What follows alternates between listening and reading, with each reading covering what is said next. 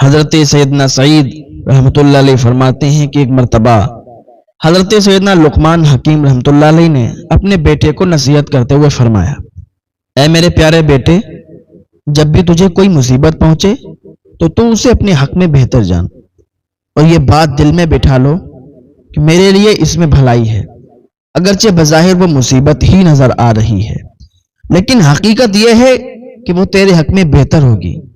یہ سن کر آپ رحمۃ اللہ علیہ کا بیٹا کہنے لگا کہ جو کچھ آپ رحمۃ اللہ علیہ نے فرمایا میں نے اس کو سن لیا اور اس کا مطلب بھی سمجھ لیا، لیکن بابا یہ بات میرے بس میں نہیں ہے کہ میں ہر مصیبت کو اپنے لیے بہتر سمجھوں۔ میرا یقین ابھی اتنا پختہ نہیں ہوا ہے کہ کوئی بھی مصیبت ہو اور میں اپنے لیے اس کو بہتر سمجھ لوں۔ جب حضرت سیدنا لقمان حکیم علیہ الرحمہ نے اپنے بیٹے کی یہ بات سنی تو فرمایا، اے میرے بیٹے، اللہ عز و جل نے دنیا میں وقتاً فوقتاً انبیاء کرام علیہم السلام مبعوث فرمائے، ہمارے زمانے میں بھی اللہ عز و جل نے نبی علیہ السلام کو مبعوث فرمایا۔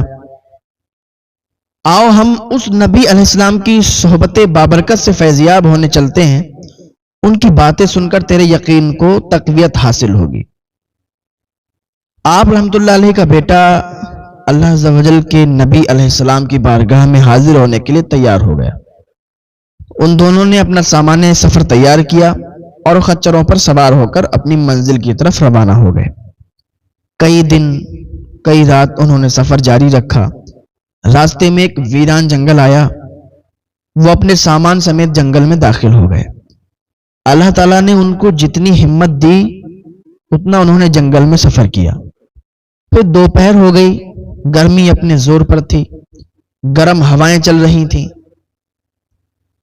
ان کا پانی اور کھانا جو ان کے ساتھ میں تھا وہ بھی ختم ہو گیا، خچر بھی تھک چکے تھے، پیاس کی شدت سے وہ بھی ہانپنے لگے۔ یہ دیکھ کر حضرت لقمان حکیم رحمت اللہ علیہ اور آپ کا بیٹا خچروں سے نیچے اتر آئے اور پیدل ہی چلنے لگے۔ چلتے چلتے حضرت سیدنا لقمان حکیم کو بہت دور ایک سایہ اور دھواں نظر آیا۔ آپ رحمت اللہ علیہ نے گمان کیا کہ وہاں شاید کوئی آبادی ہے اور یہ کسی درخت وغیرہ کا سایہ ہے، تو انہیں اسی طرف چلنے لگے۔ تو راستے میں آپ رحمت اللہ علیہ کے بیٹے کو ٹھوکر لگی۔ جب یہ لوگ ادھر کو چلے اور چلنے لگے تو حضرت لقمان حکیم کے بیٹے کو ٹھوکر لگی اور اس کے پاؤں میں ایک ہڈی اس طرح گھسی، اس طرح چبھی کہ وہ پاؤں کے تلوے سے لے کر اوپر تک نکل آئی۔ آپ رحمت اللہ علیہ کا بیٹا درد کی شدت سے بے ہوش ہو کر زمین پر گر پڑا۔ آپ رحمت اللہ علیہ نے اسے اپنے سینے سے چمٹا لیا، پھر اپنے دانتوں سے ہڈی نکالنے لگے۔ کافی مشقت کے بعد بالآخر وہ ہڈی نکل گئی۔ بیٹے کی یہ حالت دیکھ کر آپ رحمت اللہ علیہ شفقت پدرانہ کی وجہ سے رونے لگے۔ آپ رحمت اللہ علیہ نے اپنے عمامے سے کچھ کپڑا پھاڑا اور اسے زخم پر باندھ دیا۔ حضرت لقمان حکیم رحمت اللہ علیہ کی آنکھوں سے بہنے والے آنسو جب ان کے بیٹے کے چہرے پر گرے تو اسے ہوش آ گیا۔ جب اس نے دیکھا کہ میرے والد رو رہے ہیں تو کہنے لگا، اے ابا جان، آپ تو مجھ سے فرما رہے تھے کہ ہر مصیبت میں بھلائی ہے، لیکن اب میری اس مصیبت کو دیکھ کر آپ رونے لگے۔ آپ کیوں رو رہے ہیں؟ اور یہ مصیبت میرے حق میں بہتر کس طرح ہو سکتی ہے؟ حالانکہ ہماری کھانے پینے کی تمام اشیاء ختم ہو چکی ہیں اور ہم یہاں اس ویرانے جنگل میں تنہا رہ گئے ہیں۔ اگر آپ مجھے یہیں چھوڑ کر چلے جائیں گے تو آپ کو میری اس مصیبت کی وجہ سے بہت رنج اور غم لاحق رہے گا، اور اگر آپ یہیں میرے ساتھ رہیں گے تو ہم دونوں یہاں اس ویرانے میں بھوکے پیاسے مر جائیں گے۔ اب آپ خود ہی بتائیں کہ اس مصیبت میں میرے لیے کیا بہتری ہے؟ یہ کیسے ہمارے لیے بہتر ہو سکتی ہے؟ بیٹے کی یہ باتیں سن کر حضرت لقمان حکیم فرمانے لگے، اے میرے بیٹے، میرا رونا اس وجہ سے تھا کہ میں ایک باپ ہوں، اور باپ کا اپنی اولاد کے دکھ درد کی وجہ سے غمگین ہو جانا ایک فطری عمل ہے۔ باقی رہی یہ بات کہ اس مصیبت میں تمہارے لیے کیا بھلائی ہے، تو سنو، ہو سکتا ہے اس چھوٹی مصیبت میں تجھے مبتلا کر کے تجھ سے کوئی بڑی مصیبت دور کی گئی ہے۔ ہو سکتا ہے یہ کہ چھوٹی مصیبت ڈال کر بڑی مصیبت دور کر دی گئی ہو، اور یہ مصیبت اس مصیبت کے مقابلے میں چھوٹی ہو جو تجھ سے دور کر دی گئی ہے۔ आप रहमतुल्लाह अलैह का बेटा खामोश हो गया। फिर हजरत सैयदना लुकमान हकीम ने सामने नजर की तो अब वहां ना धुआं था और ना ही साया। तो आप रहमतुल्लाह अलैह दिल ही दिल में कहने लगे कि मैंने अभी तो इस तरफ धुआं और साया देखा था, लेकिन अब वो कहां गायब हो गया।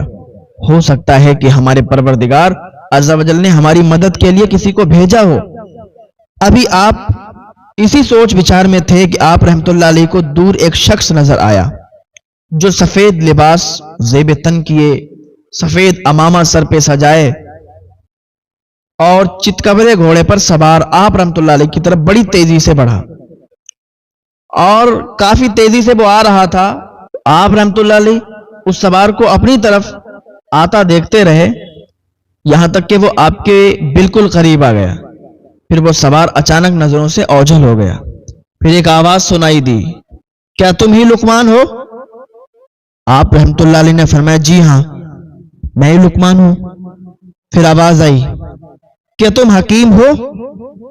आप रहमतुल्लाह अलैह ने फरमाया, जी मुझे ही लुकमान हकीम कहा जाता है।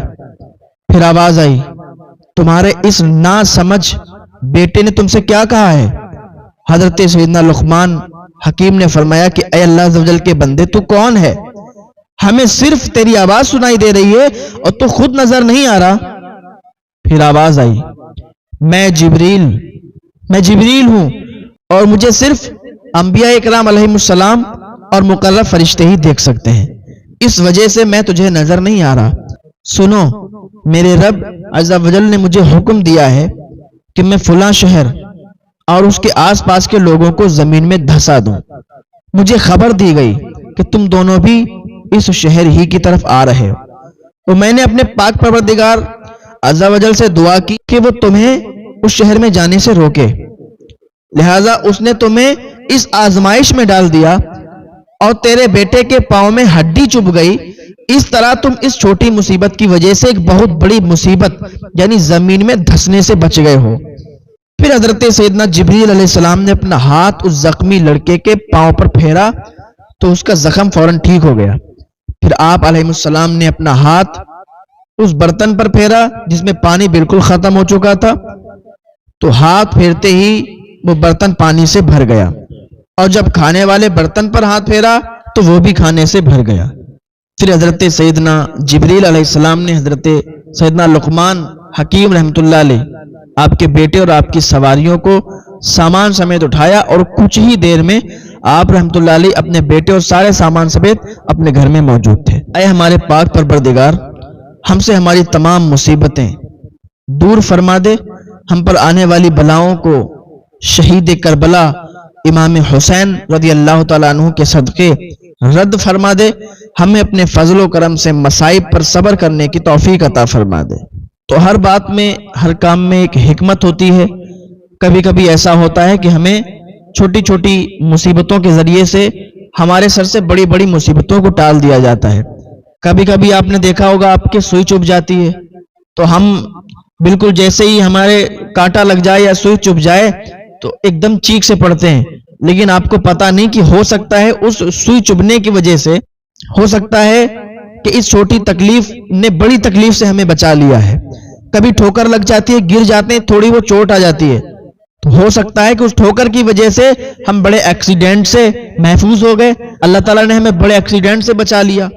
तो कभी कभी छोटी मुसीबतें हम पर आ जाती हैं, तो अगर छोटी मुसीबतें भी आ जाएं तो कभी भी कोई भी लान तान ना किया जाए, कोई भी लान तान ना करे, बल्कि अल्लाह ताला का शुक्र अदा करो यार कि उसने छोटी मुसीबतें भेजकर और बड़ी मुसीबतों से हमें महफूज कर दिया है। हाँ, अल्लाह ताला का शुक्र अदा करो, हर बात में अल्लाह का शुक्र अदा करो। अगर तुम अल्लाह ताला का शुक्र अदा करने लगे हर बात में तो अल्लाह ताला बहुत नवाजेगा। मौलाना तहसीन जिलानी साहब के बयानात सुनने के लिए तहसीन जिलानी ऑफिशियल को सब्सक्राइब करें।